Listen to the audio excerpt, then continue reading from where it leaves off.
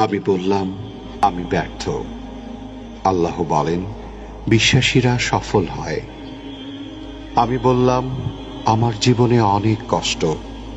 আল্লাহ বলেন, নিশ্চয়ই কষ্টের সাথে আছে স্বস্তি।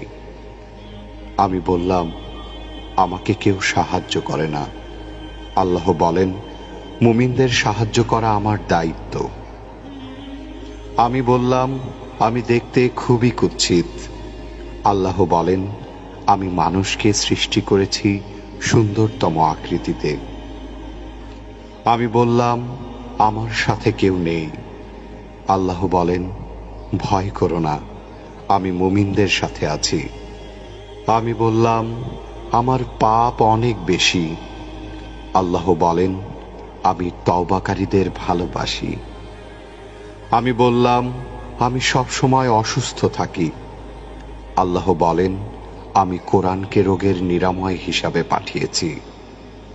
আমি বললাম, এই দুনিয়া আমার ভালো লাগে না। আল্লাহ বলেন, তোমার জন্য পরকাল, ইহকাল অপেক্ষা শ্রেয়। আমি বললাম, বিজয় অনেক দূর।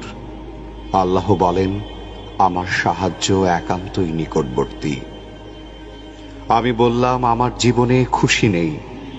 আল্লাহ বলেন, শীঘ্রই তোমার রব তোমাকে এত দেবেন যে তুমি খুশি হয়ে যাবে।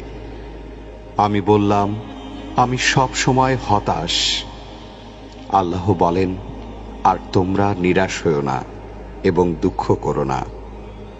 আমি বললাম, আমার কোনো পরিকল্পনা সফল হচ্ছে না। আল্লাহ বলেন, আল্লাহ সর্বোত্তম পরিকল্পনাকারী। আমি বললাম, আমার কেউ নেই। আল্লাহ বলেন, যে ব্যক্তি আল্লাহর উপর ভরসা করে তার জন্য আল্লাহই যথেষ্ট।